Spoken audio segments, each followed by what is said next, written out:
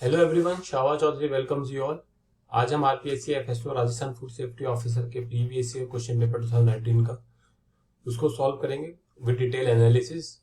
और ये पार्ट 1 रहेगा उसका 50 क्वेश्चंस का। बेसिकली मैं 3 पार्ट्स में इस पूरे पेपर को लेकर आऊंगा। So part 1 will be having 50 questions, part B 50 and part C 50। तो टोटल वाज 150 क्वेश्चंस का पेपर था। So let's start.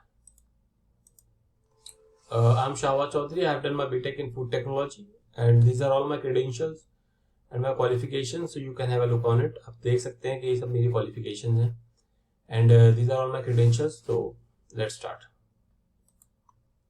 So this was the food safety officer. ये food safety officer का पेपर था, खाद्य सुरक्षा अधिकारी जिसको बोला जाता है. So FSO 2019. This was ये 25/11/2019 को conduct हुआ था. 2019 को in the month of November. And the time limit was 3 hours and the questions were 150. So this was the original paper. So let's start with the question paper analysis. The first question is, example of gel is, the correct answer is butter. Butter जो है वो gel का example है। और इसमें एक और question बन सकता है कि मिल्क किसका एग्जाम्पल है। मिल्क इमल्जन का एग्जाम्पल है। Milk is known as emulsion. और कौन सा इमल्शन होता है? मिल्क होता है oil in water emulsion. So next question, आपको इसमें मिसमैच ढूंढना है। आई मीन जो इसमें गलत है उसको पिक करना है। तो fourth option is the mismatched option. ये सही नहीं है because plasma membrane single layered नहीं होता है, प्लाज्मा मेम्ब्रेन डबल लेयर्ड होता है। बाकी जो 1 2 3 दे रखे हैं वो सही मैचिंग कर रखी है, आप उनको पढ़ सकते हैं और उनकी एनालिसिस भी कर सकते हैं। फर्स्ट क्वेश्चन आपका शकुंतला मने से आया था। सेकंड क्वेश्चन आपका बायोलॉजी बुक एनसीईआरटी से आया था। जो मैंने एनालिसिस पार्ट 1 और 2 में एनालिसिस मैंने कर रखी है, उसकी मैं लिंक डिस्क्रिप्शन में दे दूंगा आपको। तो उस एनालिसिस मैंने बुक लिस्ट आपको, सोर्सेज, स्ट्रेटेजी सब बहुत डिटेलिंग एनालिसिस के बाद बताइए। तो you can have a look on it, आप उसको देख सकते हैं। And third question is what is the limiting value of water activity for the growth of any micro organism. The correct answer is water activity greater than 0.91 is the limiting value. तो AW होता है water activity का sign, और water activity का 0.91 से ऊपर basically हर micro organism grow करता है। And so water activity greater than 0.91 सब माइक्रो ऑर्गेनिज्म में ग्रो कर जाते हैं। तो this is the correct answer. Basically her micro organism के लिए एक वाटर एक्टिविटी की रेंज है जो 0.6 से स्टार्ट होती है और 0.99 तक जाती है। तो वो आपको देखना पड़ेगा वो कौन कौन सी होती है।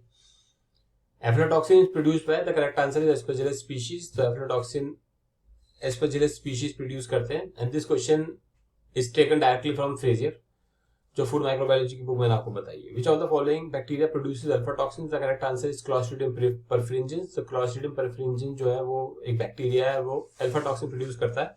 And this question is also from Frazier food microbiology. Method for estimation of nitrogen are. The correct answer is Dumas and Kjeldahl's method. तो डूमास और जेल्डल्स दो मेथड है जो आपके नाइट्रोजन एस्टिमेशन में काम करते हैं।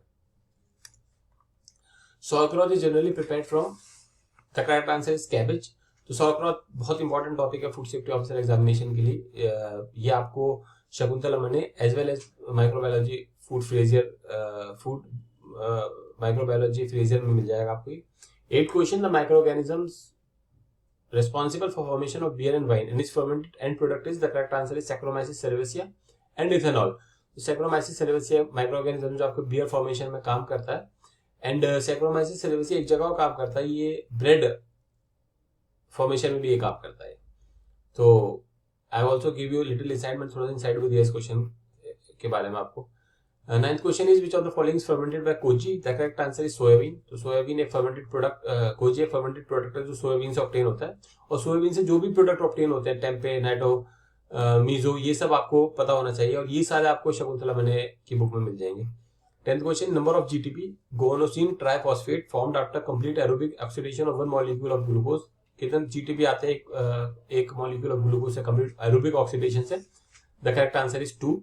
एरोबिक होता है जो एयर के प्रेजेंस में होता है, एनोरोबिक होता है जो एयर के एब्सेंस में होता है। Agaricus bisporus is a food stuff. The correct answer is food stuff.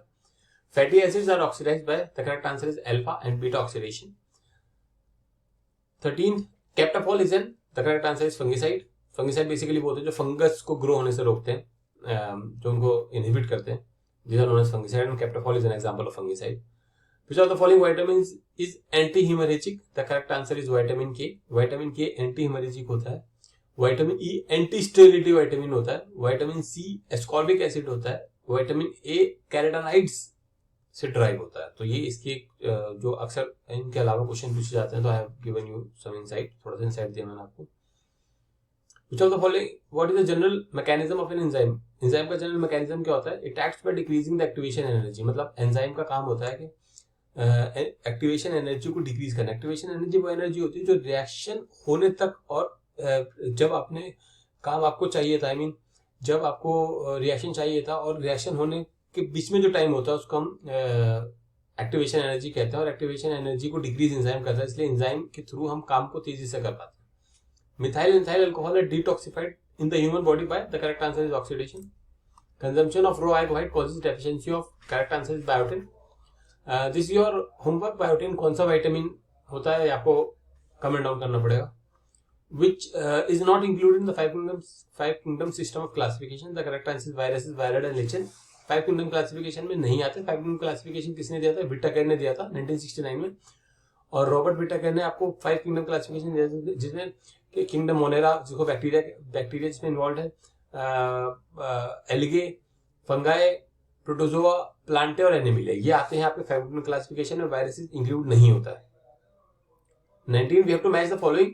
तो we all know that calcium is involve in blood coagulation, sodium maintenance of electrical equilibrium between intracellular fluid, iron in anaemia and iodine in formation of thyroid hormone. तो ये आपको, जिसे for example इन्होंने आपको matching I mean इसमें आपको match करना था, तो इसमें आपको अलग अलग जो भी इन्होंने दे रखा है उसको भी आप याद कर लोगे. तो अगर कोई क्वेश्चन यहीं से पिक आउट हो जाता है, इसमें calcium blood coagulation is involve इन, मतलब तो उसमें कौन सा मैक्रोमोलिक्यूल, इसमें कौन सा मॉलिक्यूल इन्वॉल्व होता है, तो फिर उसमें आप हम कैल्शियम पिक कर सकते हैं.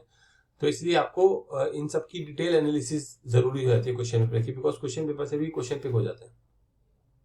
तो करेक्ट आंसर इज थर्ड. तो यू कैन सी प्रोकैरियोट के बारे में क्या सही नहीं है. The correct answer is presence of mitochondria. Mitochondria prokaryotes में नहीं होता है. प्रोकैरियोट्स में राइबोसोम्स होते हैं. प्रोकैरियोट्स में सेल मेम्ब्रेन, सेल वॉल होता है, प्लाज्मा मेम्ब्रेन होता है और क्रोमोसोम सिंगल लेयर्ड होता है. ये 5 चीजें होती हैं, बाकी और कुछ नहीं होता है प्रोकैरियोट्स में. Which of the following is the scientific name of catfish? The correct answer is वेलुगु अट्टू. Which one of the following blood clotting factor is known as Hedgeman factor? The correct answer is factor 12. And these all questions are coming from basically biology section. तो it's not कि आप कोई चीज छोड़ सकते हो, because अगर question easy आते हैं, क्वेश्चन वैसे आपका ऐसा आ जाता है तो आप एक रीडिंग और 2 रीडिंग से सॉल्व कर सकते हो, तो बाद में अफसोस ना हो. इसलिए आप जो भी मैंने पार्ट 1 और पार्ट 2 की आरपीएससी एफएसओ की डिटेल स्ट्रेटेजी बताई, आप उसको फॉलो करें. 23rd क्वेश्चन, इसमें भी मैच आपको करना है. The correct answer is third. A fourth होता है, मतलब loose connective tissue is adipose tissue. Adipose tissue loose connective tissue होती है. Dense regular connective tissue is tendons and ligaments. Embryonic connectivity tissue is mesenchyme and specialised nature connective tissue is bone and cartilage and blood. If lipid is the respiratory substrate, respiratory question will be less than 1. Respiratory question होता है कि number of carbon dioxide consumed by number of divided by oxygen that is consumed. So respiratory question अलग अलग होता है सबका. जिसमें glucose का रेस्पिरेटरी क्वेश्चन 1 होता है, बहुत इंपॉर्टेंट है. और अलग अलग प्रोटीन का कितना होता है आपका. मैलिक एसिड का 1.33 होता है और प्रोटीन का भी 1 से नीचे होता है. तो इनसे आपको याद करने पड़ेंगे इनकी वैल्यूज अपनी. In addition to thyroxine, T4 and triiodothyronine T3 thyroid gland secretes calcitonin. In tissue culture, callus is an unorganized activity dividing mass of cell maintained in tissue culture. तो कैलस की डेफिनेशन है, fourth जो correct answer है. What is true about biotoxin? तो biotoxin is very important in biotechnology. And biotoxin क्या होता है कि इनएक्टिव प्रोटोटॉक्सिन होता है जो आपके कन्वर्ट हो जाता है एक्टिव फॉर्म में in pest gut due to alkaline pH. और ये आपके इंसेक्टिसाइड की तरह काम करते हैं और ये इंसेक्ट्स को किल कर देते हैं. The proteolytic enzyme of stomach is, the correct answer is pepsin.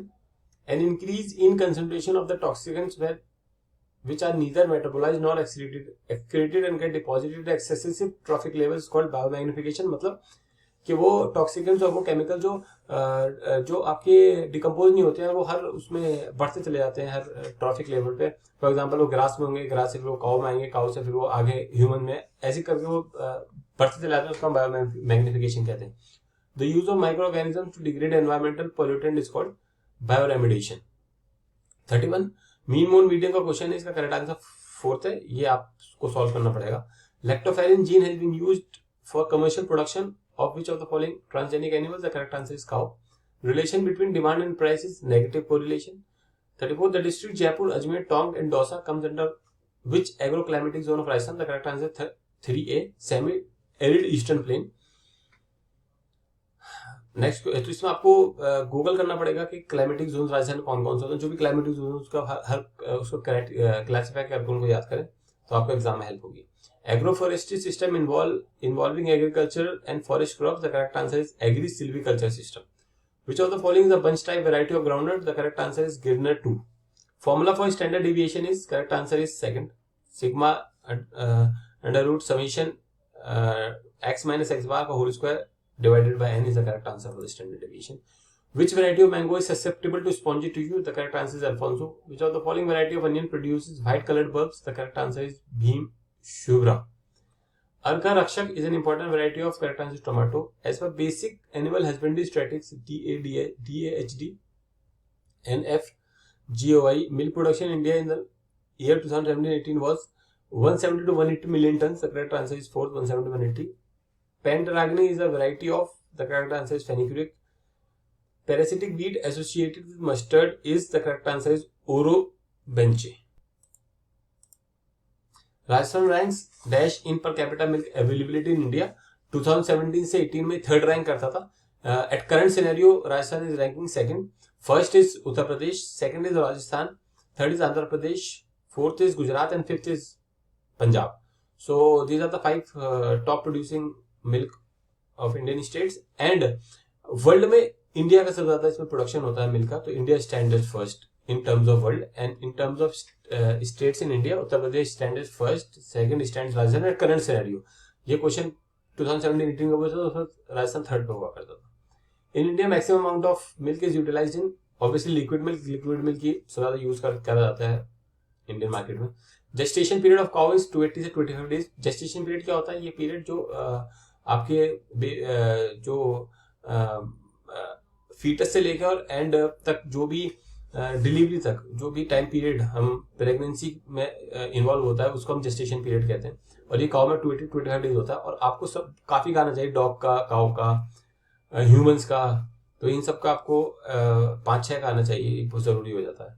Rate of feeding colostrum to a newborn calf is 10% of the body weight. Normally which is use for packaging of butter, तो butter के लिए parchment paper, PP बहुत important है ये parchment paper, तो ये आपका packaging butter में काम आता है.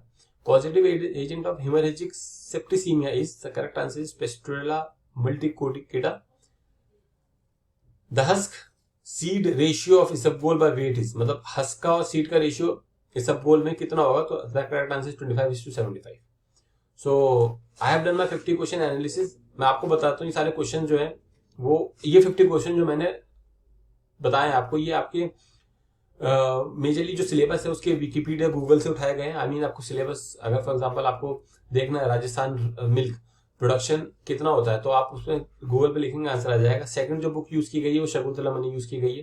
थर्ड फूड माइक्रोबायोलॉजी फ्रेजर से क्वेश्चन आए. फोर्थ बायोलॉजी 11th स्टैंडर्ड की, उससे काफी क्वेश्चन आए. मैंने उसकी जो डिटेल एनालिसिस है कौन कौन से चैप्टर बहुत ज्यादा इंपॉर्टेंट है, आई हैव टोल्ड यू, तो you can have a look on that. So this is a complete concise book list. Only important मैंने आपको दे रखी है, बाकी डिटेल एनालिसिस तो मैंने पार्ट ए पार्ट बी के में बहुत अच्छे से आपको बता रखी है. But these are the books जो आप छोड़ नहीं सकते हो, इसको आपको बहुत अच्छे से, बहुत ज्यादा गहराई के साथ इन सबको बुक्स को करना है. होप सो कि अगर आप ये कर पाते हो तो you will get a good score. आपका बहुत अच्छा है, 100-110 के ऊपर स्कोर चला जाएगा इफ यू डू रिलीजियसली. अभी काफी टाइम है, तो you can prepare well and you can join my telegram channel. The link is in the description. You can, आप telegram channel ज्वाइन कर सकते हैं. आप if you are liking my videos, अगर आपको पसंद आ रहा है मेरा कंटेंट, तो you can subscribe the channel too. So thank you all. जय हिंद.